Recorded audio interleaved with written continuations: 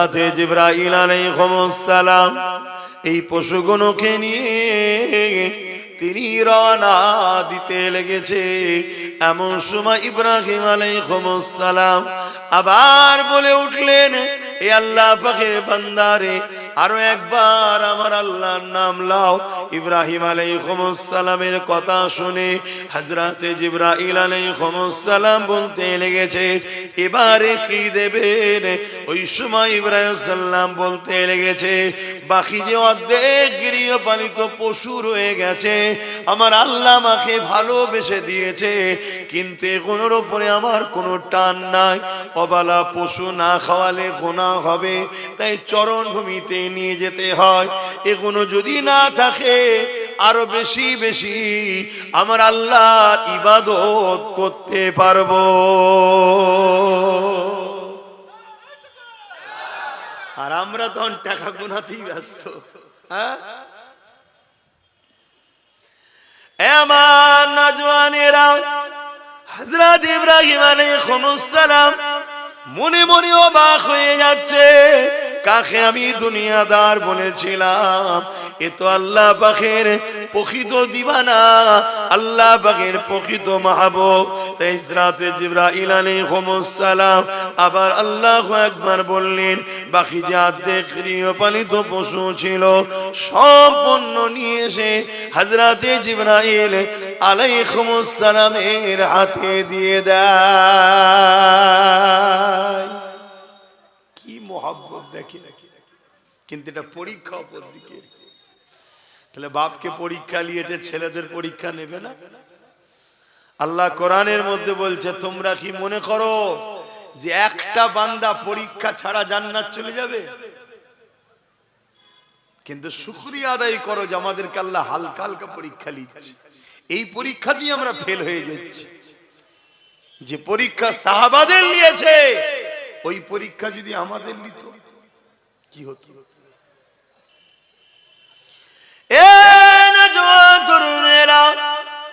আল্লাহ নবী সাহাবাদেরকে কঠিন কঠিন পরীক্ষা আল্লাহ বানিয়েছে। সেই সাহাবাদের মধ্যে থেকে এক সাহাবীর নাম বলি, হযরতে খাব্বাব রাদিয়াল্লাহু তাআলা। আমার নবীকে নবী বলে, আল্লাহকে আল্লাহ বলে ঈমানের নূরের কালেমা পড়ে নিয়েছে। এই কালেমা পড়ে নেওয়ার খবরটা আল্লাহ পাক জালিমদের কানে পৌঁছে দিয়েছে।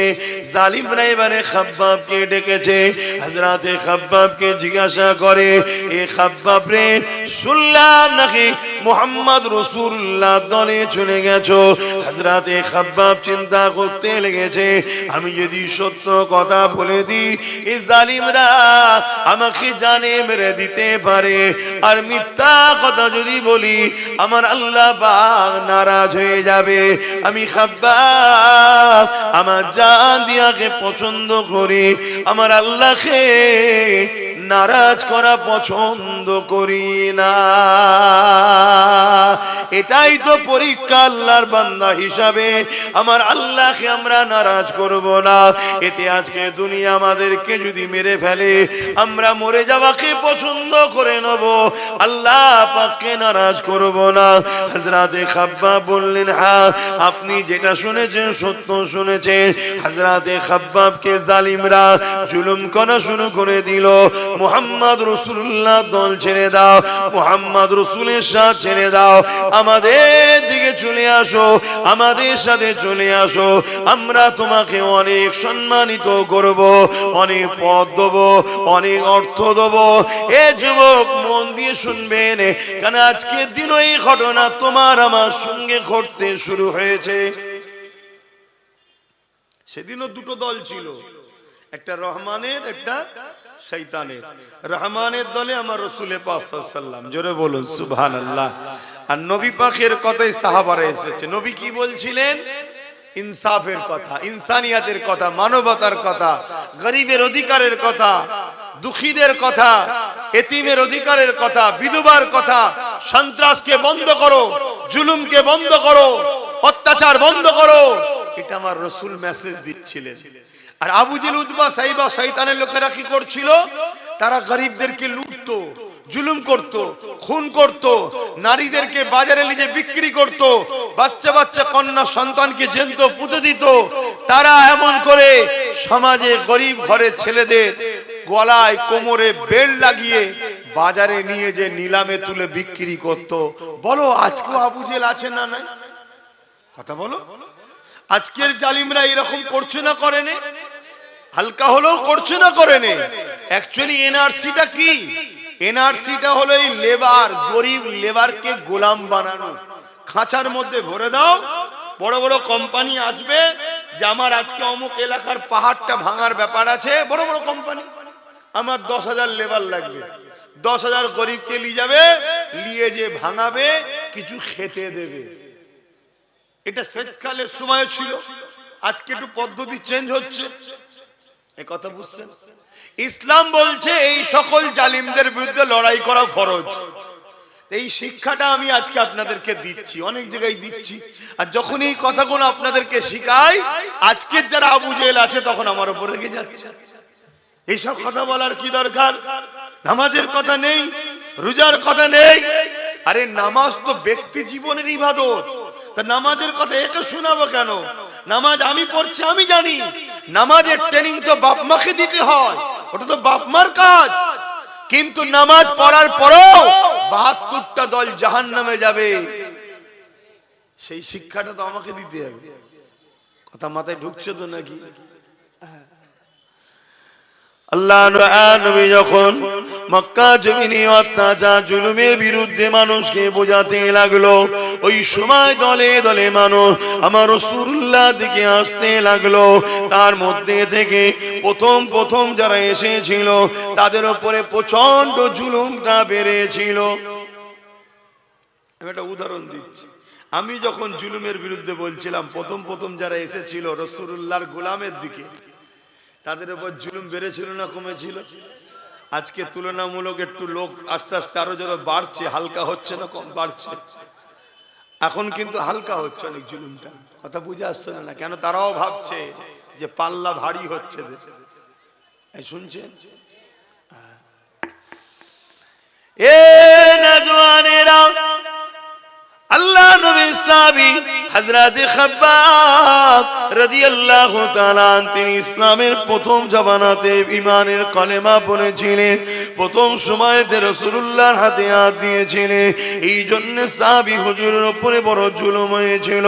কেমন জুলুম হয়েছিল? আল্লাহ নবীর সাহাবীকে নিয়ে গিয়ে আগুন তৈরি করেছে। মন দিয়ে শোনো যুবক, আগুন তৈরি করেছে। ওই আগুনের উপরে বসিয়ে দিয়ে আল্লাহ নবী সাহাবীকে বলতে লেগেছে, আল্লাহ ছেড়ে দাও, নবী ছেড়ে দাও। এদিকে আগুন ধরতে লেগেছে।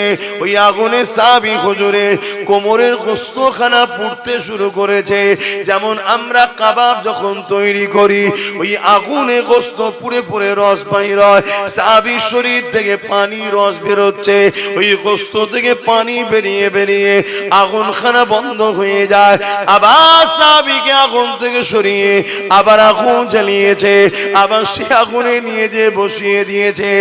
এ যুবক, আল্লাহ পাওয়া তোটা সহজ নয় গো, রাসূল পাওয়া তোটা সহজ নয় গো, আল্লাহর প্রেমিক হওয়া তোটা সহজ নয় গো।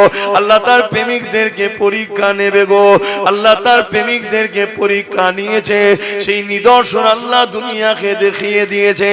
আমার ভালোবাসার দাবি শুধু করলে হয় না, আমার যারা প্রেমিক হয় তাদের মধ্যে থেকে দেখো খাব্বাবকে, যে খাব্বাব আমি আল্লাহ আমাকে ভালোবেসেছিল বলে, আমার রাসূলুল্লাহকে ভালোবেসেছিল বলে, তাকে জালিমরা নিয়ে যে আগুনের উপরে বসিয়ে দিয়েছিল।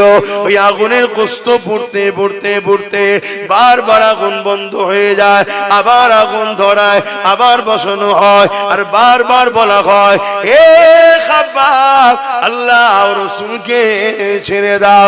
এ দুনিয়ার মানুষেরা শোনো, আমার প্রেমিক যারা হয় তারা কখনো আমি আল্লাহ রাসূলকে ছাড়ে না।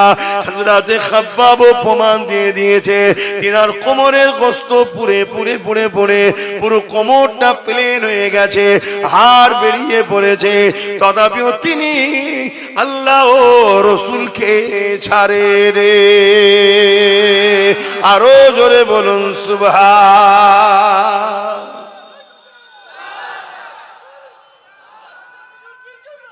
আল্লাহু আকবার। আল্লাহ, প্রেমিক তো এরকমই হয়।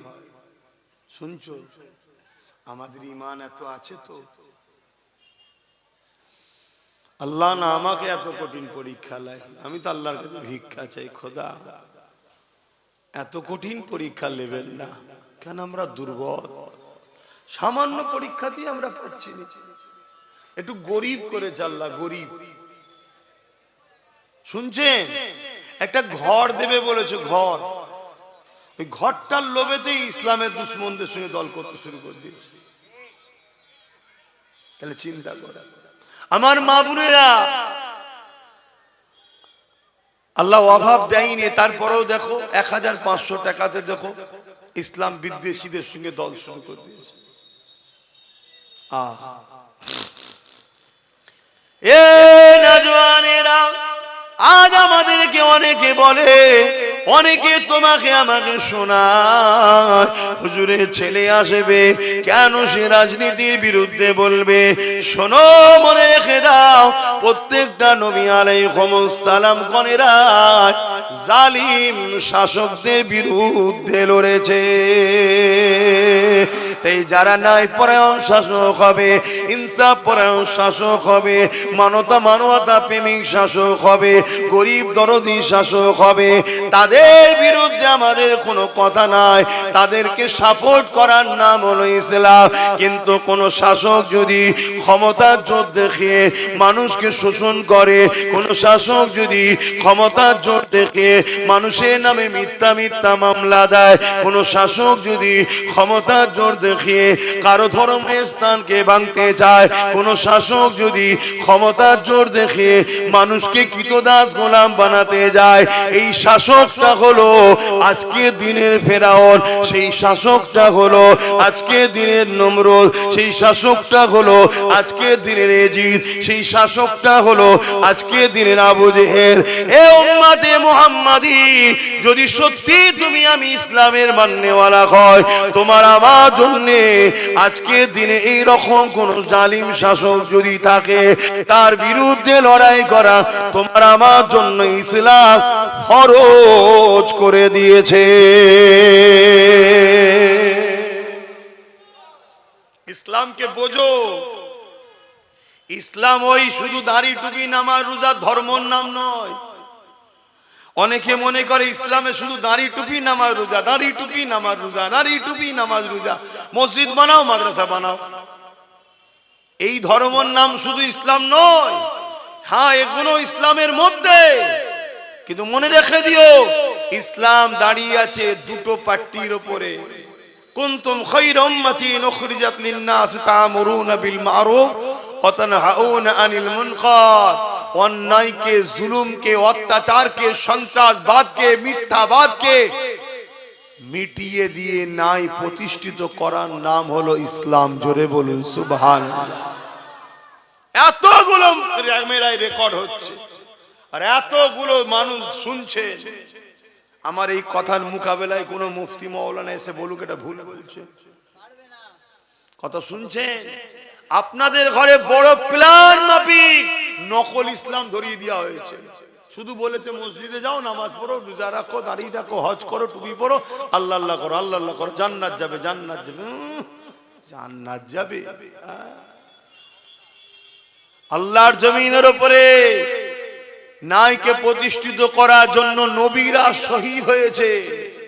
বনি ইসরাইল কওমে 70,000 কম বেশি নবী আল্লাহ দিয়েছিল। জুলুমের বিরুদ্ধে বলার জন্য নবীদেরকে সেই জালিমরা শহীদ করে দিয়েছে। আর তুমি আমি ঠান্ডায় কম্বল মুড়ি দিয়ে তসবিহ পরে জান্নাত চলে যাও মনে করছো নাকি? হ্যাঁ, আমার অসুবিধা হচ্ছে, বোঝো বাপ। কেন? জুলুম যখন ভয়ানক হবে তখন তোমার মসজিদ নিরাপদে আর থাকবে না, মাদ্রাসা নিরাপদে আর থাকবে না, তোমার খানকা আমার দরবার নিরাপদে, তোমার ঘরের মেয়ে, তোমার বোন, তোমার মা আর নিরাপদে থাকবে না।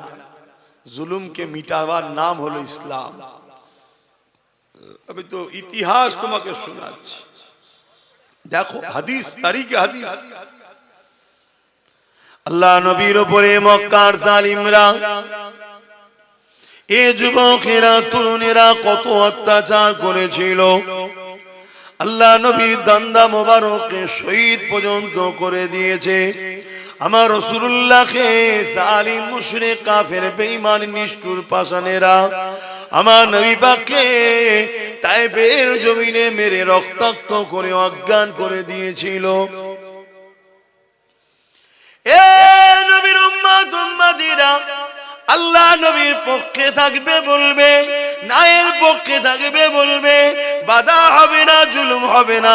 কেমন তুমি তাহলে পক্ষে রয়েছো? কেমন তুমি তাহলে নায়ের পক্ষে রয়েছো? আমার আল্লাহ তোমাকে পরীক্ষা নেবে, যেমন বেলাল হুজুরকে পরীক্ষা নিয়েছিল। হযরতে বেলাল গোপনে গোপনে গোপনে গোপনে আমার রাসূলুল্লাহর কাছে এসে ইমানে নূরের কালেমা পড়ে ইসলাম কবুল করে, আল্লাহ নবীর পক্ষে চলে যায়। বেলালের অন্তরে ঈমান রয়েছে, দুনিয়ার কেউ জানে না। বেলালের দুনিয়ার মনিব ছিল উমাইয়া, তখন মানুষ কিনা বেচা হতো। আল্লাহ নবী তো এই দাসত্ব প্রথাকে বন্ধ করে দিয়েছে। এ যুবকেরা, তরুণেরা, উমাইয়ার কানে এমন করে আল্লাহ বেলালের খবর পৌঁছে দিল। বেলালের পরীক্ষা শুরু হয়ে গেল। বেলালকে উমাইয়া ডেকে জিজ্ঞাসা করতে লেগেছে, এ বেলাল, শুনলাম নাকি তুমি আমাদের দল ছেড়ে দিয়ে মুহাম্মদ রাসূলুল্লাহ দলে চলে গেছো। ওই সময় বেলাল চিন্তা করতে লেগেছে, আমি যদি সত্য কথা বলি এ জালিমরা আমাকে মেরে দেবে। আইন বলে কিছু ছিল না, ইনসাফ বলে কিছু ছিল না, মানবতা বলে কিছু ছিল না। আজ তুমি আমি চুপ থাকার দরুন আজও তোমার আমার সমাজ থেকে আইন বলে আর কিছু নেই, মানবতা বলে আর কিছু নেই, ইনসাফ বলে আর কিছু নেই, বিচার বলে আর কিছু নেই। আইনের গলাতে শাসকের জুলুমের বেল্ট পরিয়ে দিয়ে তাকে গলা টিপে রেখে দেওয়া হয়েছে। এর জন্য দোষী তুমি আমি কেন চুপ থাকার জন্য অন্যায় মাথা চারা দিয়ে দিয়েছে। এ যুবকেরা তৈরি হও, প্রস্তুত হও, জুলুমকে মিটাতে হবে, নাই তোমার আমার বাচ্চারা বাঁচতে পারবে না। তাই বাপ হয়ে সন্ত্রাস মুক্ত সমাজ গড়ো, জুলুম মুক্ত সমাজ গড়ো। তোমার বাচ্চার জন্য একটা ইনসাফ ইনসানিয়াতের সমাজ তৈরি করে রেখে যাও। আজও সময় আছে, তোমার আমার সংখ্যা এখনো অনেক রয়েছে। যদি আজ না জাগো, কাল তুমি জাগবে, কিন্তু আর উপায় থাকবে না। বুঝছেন তোমার কথা? এ নওজোয়ান তরুণেরা, হযরতে বেলাল চিন্তা করতে লেগেছে, আমি যদি সত্য কথা বলি জালিম আমাকে মেরে ফেলবে, মিথ্যা কথা যদি বলি আল্লাহ নারাজ হয়ে যাবে। ওই সময় বেলালও বলেছিল, আশহাদু আল্লা ইলাহা ইল্লাল্লাহ ওয়া আশহাদু আন্না মুহাম্মাদান আবদুহু ওয়া রাসূলুহু। এই কথা শুনে উমাইয়া রেগে গেল, এ জালিম বেলাল রে, আমি তোমাকে খরিদ করেছি, তুমি আমার কেনা গোলাম, ক্ষমতা এখন আমাদের হাতে, যা খুশি তাই করতে পারি, তোমাকে মেরে ফেলতে পারি। বেলাল, কোনো বিচার তুমি পাবে না, কেউ বাধা দিবা থাকবে না।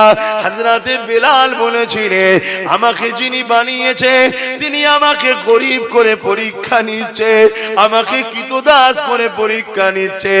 আর তোমাকেও যিনি বানিয়েছে তোমাকে ক্ষমতা দিয়ে পরীক্ষা নিচ্ছে।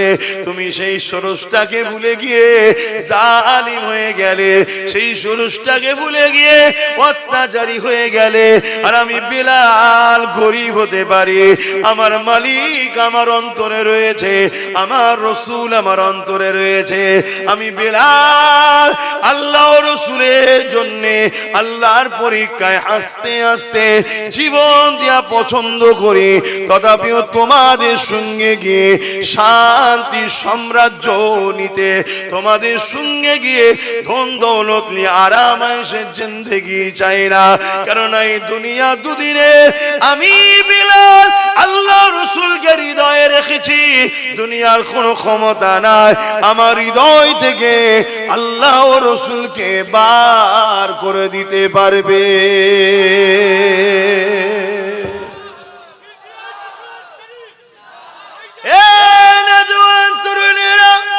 এই কথা যখন জালিম শুনলো, জালিম রেগে লাল হয়ে যায়।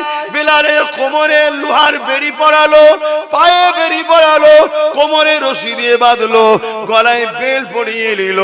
যেমন করে গৃহপালিত পশুগুলোকে টেনে টেনে নিয়ে যাওয়া হয়। আরে গরিব বেলাল, হাফসি দেশের বেলাল, আমার রাসূলুল্লাহ দিওয়ানা, আল্লাহর দিওয়ানা, তাকে এইভাবে টেনে টেনে নিয়ে গিয়ে মক্কার বাজারে হাজির করলো। ভিড় জড়ো হয়ে গেল। ভিড়ের সামনে লোহাকে আগুনে দিয়ে গরম করে বেলালের ঠোঁটে মুখে ছ্যাঁকা দিতে লেগেছে। যে ছ্যাঁকার জন্য বেলালের ঠোঁট ফেটে গিয়েছিল, ঠোঁট পুড়ে গিয়েছিল, তাই হযরতে বেলাল তুতলা হয়ে গিয়েছিল। বেলালের ঠোঁট গুলো, জীব গুলোকে পোড়াতে লেগেছে। এই অবস্থা তো বেলাল এই জবান দিয়ে বলতে লেগেছে, লা ইলাহা ইল্লাল্লাহু মুহাম্মাদুর রাসূলুল্লাহ। এ যুবক, মন দিয়ে শোনো, এখন পাপ তোমার কোমর পর্যন্ত উঠেছে। এখানেই যদি তুমি দাবিয়ে পায়ের তলায় নামাতে না পারো, এই পাপ আগামী দিন তোমার বুক পর্যন্ত উঠবে, এই পাপ আগামী দিন গলা পর্যন্ত উঠবে। একটা দিন আসবে এই জালিম শাসকরা তাদের প্রশাসন দিয়ে তোমাদের ঘরের কোরআনকে ব্যান করবে। এই জালিম শাসকরা একটা দিন আসবে প্রশাসন দিয়ে তোমাদের বাড়ির মেয়েদেরকে উঠিয়ে নিয়ে যাবে, বাজারে তাদেরকে নিলামে তোলা হবে। একটা দিন আসবে এই প্রশাসন দিয়ে এই জালিম শাসকরা তোমার আমাকে জোর করে বলবে, আল্লাহ ছেড়ে দে, নবী ছেড়ে দে। তুমি এখন ভাবছো তারা না হয় আমার মসজিদ নিচ্ছে, আমি আমার ঘরে নামাজ পড়ে লব। এদের লক্ষ্য তোমার মসজিদ মাদ্রাসা লিবা নয়, এদের লক্ষ্য হলো তোমাদেরকে মেরে দেওয়া, তোমাদেরকে শেষ করে দেওয়া। তার প্রথম পেহচানটাকে এরা মিটাতে লেগেছে, তারপরে তোমাদেরকে টার্গেট করবে।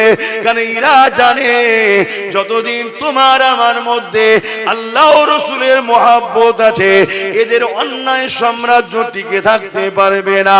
এরা যে ফেরাউনের মতো আজও খোদা হতে চাইছে, নমরুদের মতো আজ এরা খোদা হতে চাইছে।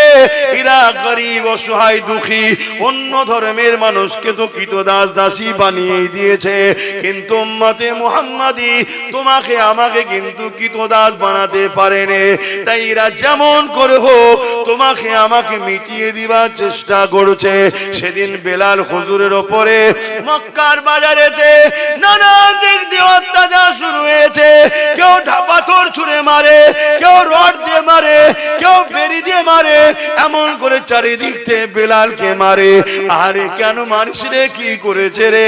বেলাল কি চুরি করেছে? না, চুরি করেনি। খুন করেছে? না, করেনি। কেন তাহলে মারিস? বেলালের অপরাধ কি? রেপ করেছে? না, করেনি। তাহলে কি অপরাধ করেছে?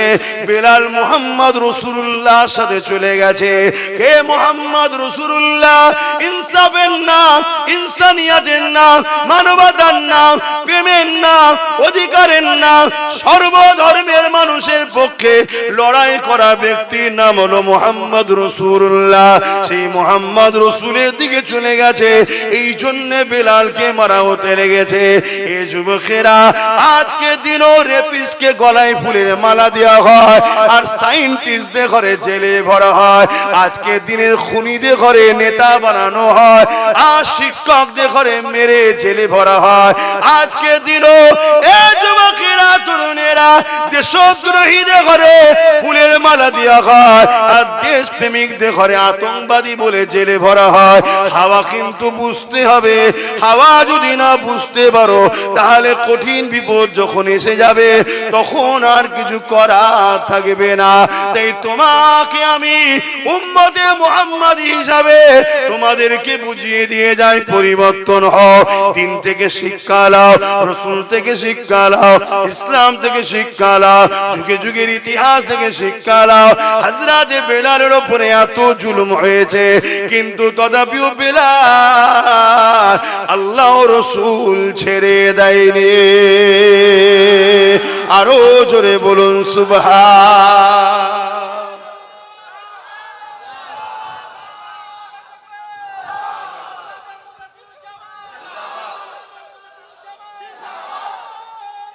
আল্লাহ, আমার ভাইয়েরা, আমার আলোচনায় অসুবিধা হচ্ছে আপনাদের?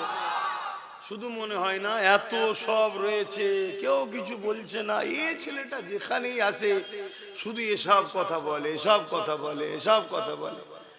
দেখেন, অনেকে বলতে চায় কিন্তু তারা বিভিন্ন কারণে হয়তো বলতে পারে না। কথা বুঝে আসছে? কিন্তু আমার আলোচনার বিরোধী কি কেউ করে? হাতে গোনা কিছু লোক ছাড়া বিরোধী করে না। যারা বিরোধী করে খেয়াল করে দেখুন, তারা আজকে জালিম শাসকদের সঙ্গে মুখে মুখ দিয়ে কথা বলে। তাই তারা বিরোধী করার পিছনে কারণ হলো শাসকের থেকে তুলা পায়, টাকা পায়, ভাতা পায়, মাল পায়, এজন্য তারা বলে। না হয় যে কথাগুলো আমি আপনাদের শেখাচ্ছি, বোঝাচ্ছি, জানাচ্ছি, এটা অতি হাকিকাত, অতি বাস্তব কথা বলছি। প্রথমে একটা ফুসকুড়ি হয়, আপনি ভাবলেন ফুসকুড়ি তো একটু চুলকে দিলেন কি, তারপরে সেটা দেখবেন একটু বড় আকার লায়, একটু লাল টাইপের হয়, একটু ভেতরে কি সাদা মতো জমছে, আপনি সেটাকে টিপে বার করে দিলেন, আবার একটু বড় আকার লায়, তারপরে বলছে ডাক্তার বলছে এটা ফোড়া মনে হচ্ছে, হতে পারে, ঠিক আছে গরম পানিতে বরিক করো। আবার গরম পানিতে বরিক করছেন, নানা রকম জিনিস বেরোচ্ছে, কিন্তু আস্তে আস্তে ওর বার কিন্তু কমছে না, এলাকা বড় নিচ্ছে। লাস্টে যখন ডাক্তারের কাছে যান তখন ডাক্তার বলে এ তো জন্ডিস, ক্যান্সার হয়ে গেছে।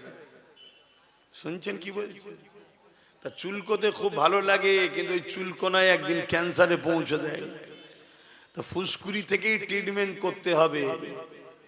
গাছ যখন বিষাক্ত গজাচ্ছে কি গোড়া সমেত তুলে ফেলে দাও, না ওই গাছের ফল তোমার আমার ছেলে খেয়ে একদিন মরবে।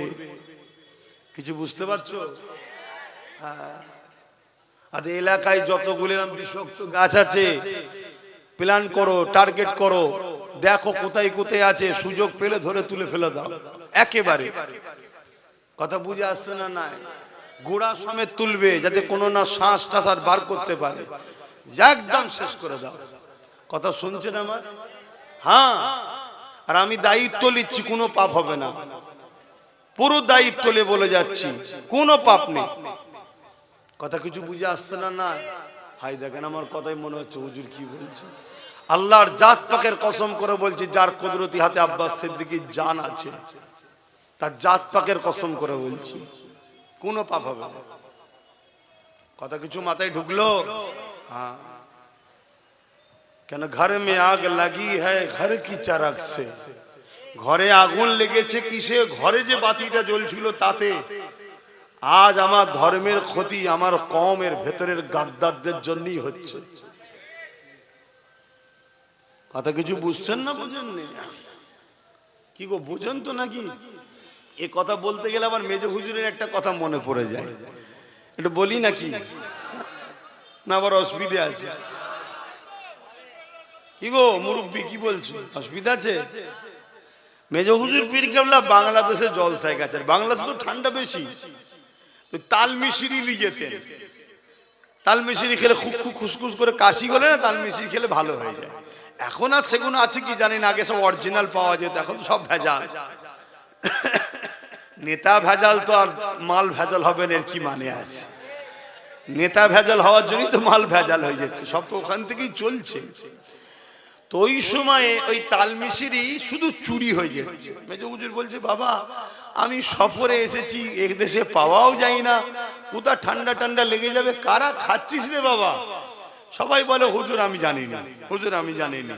মেজো হুজুর বললেন যে চোর ধরে দেবে তাকে একটা গোটা ফাইল দেবো। ব্যাস, সবাই চোখ বন্ধ করে আছে, ঘুমোইনে, ধরতে পারলেই গোটা ফাইল পাবো। এ নাই ঝেড়ে ঝুড়ে একটু একটু করে খাচ্ছি, গোটা ফাইল হয়ে যাবে। একদিন যাই আর চুরি হয়নি, দুদিন যাই চুরি হয়নি, 3 দিন যাই চুরি হয়নি, চতুর্থ দিনে একজন লোভ সামলাতে পারে না, ভাবছে সব ঘুমোচ্ছে হয়তো, সুরসুর করে যে যেই খেতে গেছে, আর ধরে ফেলেছে তো, বলছে হুজুর চোর ধরে ফেলেছি। কে? এদিকে নিয়ে আসো। এসেছে। কি গো বাবা, তুমি তো বলতে পারো যে হুজুর একটু খাবো, তা বললাম নুকে নুকে খাই। বলছে হুজুর আমি সত্যি বলছি, হুজুর আমি কোনোদিন খাইনি, ভাবছিলাম সবাই ঘুমোচ্ছে আজকে একটু খেয়ে নি। আমি বুঝে উঠতে পারিনি হুজুর, আমি সাদামাটা লোক একদম। কি লোক? সাদামাটা লোক, বুঝে উঠতে পারিনি। হুজুর জিজ্ঞেস করছে ছেলে পুলে কটা? বলছে 5টা। বলছে সাদামাটা লোক তো 5টা ছেলে হলো কি করে? বুঝার ব্যাপার আছে। তাহলে এই জন্য আমি জিজ্ঞেস করছি, বুঝতে পারছেন নাকি? সব বোঝে, আর এই জায়গাটা যদি না বোঝো তাহলেই তো দুঃখ নাকি? হ্যাঁ, সব বোঝে, সব জায়গায় বুঝতে জানে, লাভ লুসকান সব বোঝে। আর দিনের বেলায় বলছো, ইসলামের বেলায় বুঝতে পারছো নি, তাহলে তো সমস্যা হবে নাকি? হ্যাঁ, আমার আওয়াজ বুঝতে পারছেন? হ্যাঁ বুঝে। আল্লাহ পরীক্ষা নেবে, কঠিন কঠিন পরীক্ষা আসবে। যেমন আজ উম্মতদের জন্য ভয়ানক পরীক্ষা। একদিকে বিজেপি সরকার হুমকি দিচ্ছে মুসলমানদের তাড়িয়ে দেবো, এনআরসি করবো, এটা করবো, ওটা করবো, মোল্লাদেরকে মেরে দাও, কেটে দাও, হ্যান করো, ত্যান করো। অপরদিকে আবার যাকে ভালোবেসে আমরা দল করেছিলাম সেও আবার বিজেপির আইনকে মেনে নিয়েছে। করেছে না? করেন। তাহলে কোন কঠিন পরীক্ষায় এসে গেলাম বলো? একদিকে না হয় ওর জ্বালায় এর সাথে ছিলাম, কি ওর জ্বালাতেই ছিলেন তো নাকি, আবার ইও ওর সাথে হাত মিলিয়ে দিয়েছে। দেখুন কত কঠিন পরীক্ষা। পরীক্ষা না পরীক্ষা না? হ্যাঁ। আবার কালকে দেখবেন অনেকে বুঝাবে, এই ওরম করতে যাসনি, বিজেপি চলে আসবে, এলে দাঁড়িয়ে রাখতে পারবি নি, টুপি পরতে পারবি নি, তাড়িয়ে দেবে। এটাও একটা পরীক্ষা। কত কঠিন কঠিন পরীক্ষায় আমরা পড়ে যাচ্ছি দেখছেন। এই সব পরীক্ষা আল্লাহ।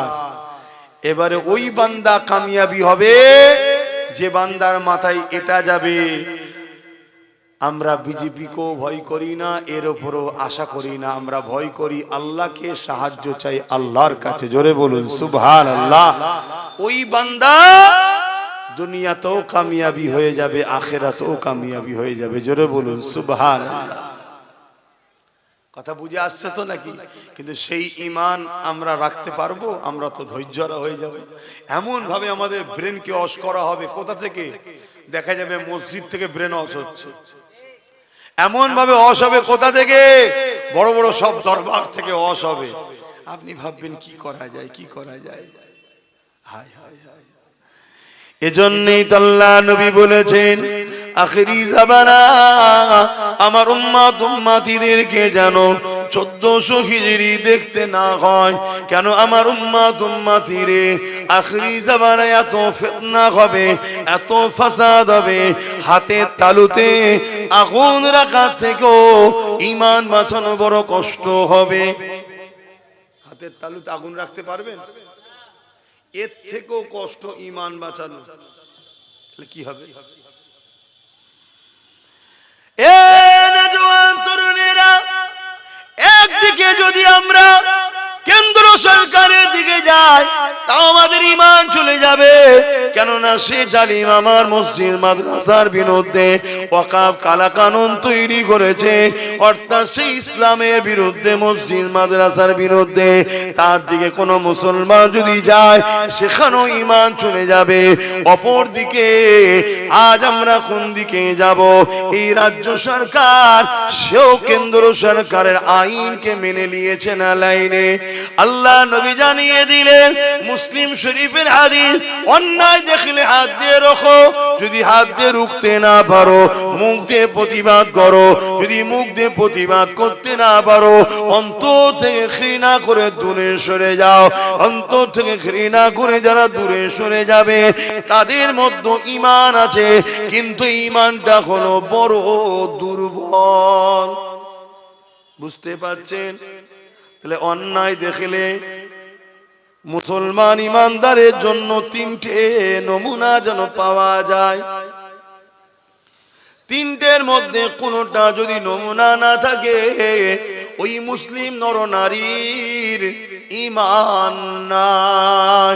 আর যার ঈমান নাই সে কবর থেকে শুরু করে প্রতিটা মঞ্জিলে আযাব আযাব আযাব আযাব, শত শেষে সারা জীবনের জন্য জাহান্নাম।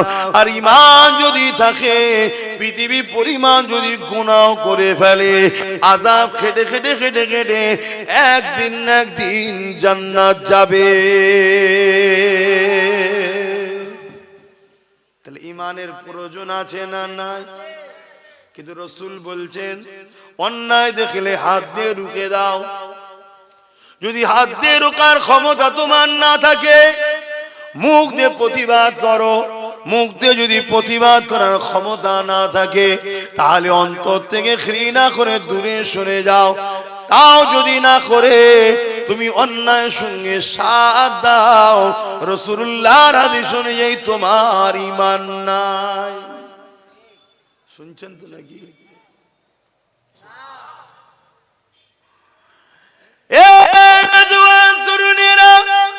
যুগে যুগে আমরা মসজিদ বানিয়েছি গাটের পয়সা, মেহনতের হালাল পয়সা দিয়ে।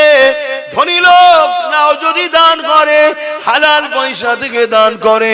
আমরা মুসলমানদের কাছ থেকে এমন করে নিজেরা মেহনতের পয়সা দিয়ে মসজিদ, মাদ্রাসা, কবরস্থান, ঈদগাহকে বানিয়েছে। আজকের দিনে আমাদের ঈমানের পরীক্ষা আল্লাহ নিচ্ছে। এই মসজিদ মাদ্রাসাকে মিটাবার জন্য কেন্দ্র সরকার চক্রান্ত করছে, হ্যাঁ কি না? এটা ঈমানের পরীক্ষা। বান্দা তোরা কি করিস দেখবো। আমি আল্লাহ আমার দিনের জন্য যথেষ্ট। এ যুবকেরা, এ আমার নবী পাকের প্রেমিকেরা, যুগে যুগে আল্লাহ পরীক্ষা নিয়েছে।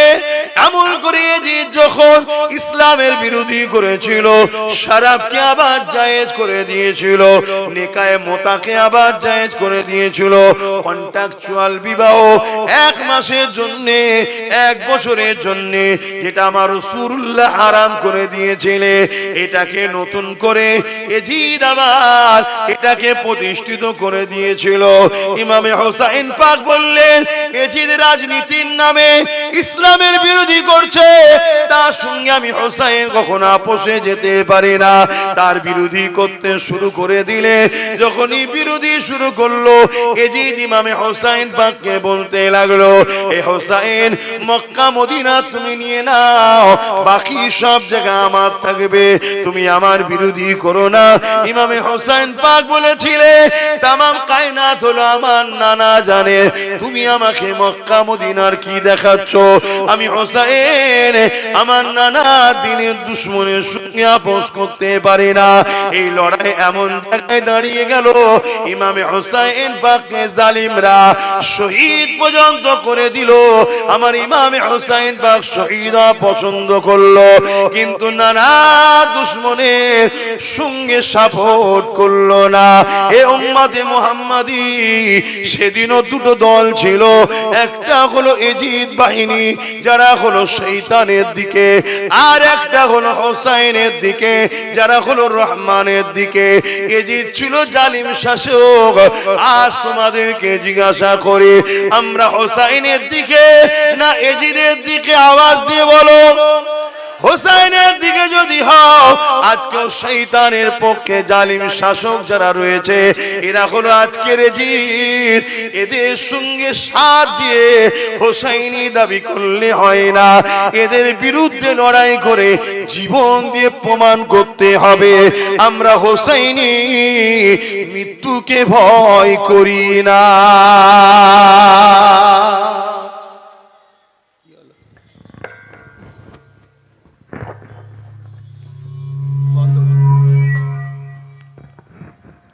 दुरूद शरीफ अल्लाहुम्मा सल्ली अला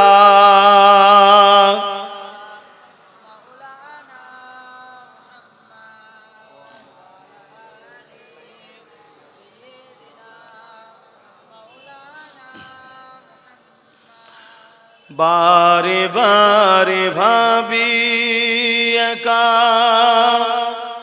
বসে নিরালাই রে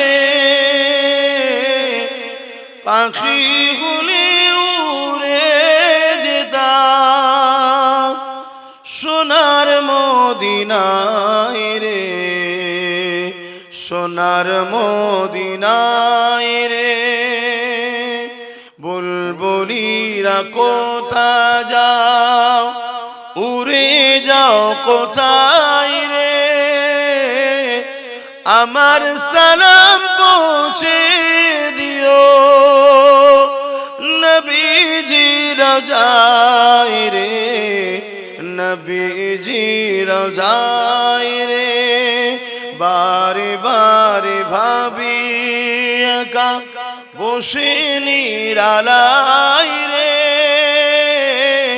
পাখি হলে উড়ে যেতাম সোনার মদিনায় রে সোনার মদিনায় রে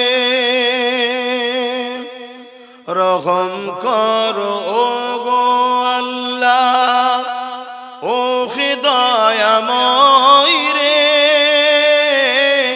পাই জানো নবীর সাবাত নবী মুস্তাফায় রে নবী মুস্তাফায় রে বারে বারে ভাবি একা বসে নিরালাই রে পাখি হলে উড়ে যেতাম সোনার মদিনায় রে সোনার মদিনায় রে আল্লাহুম্মা সাল্লি আলা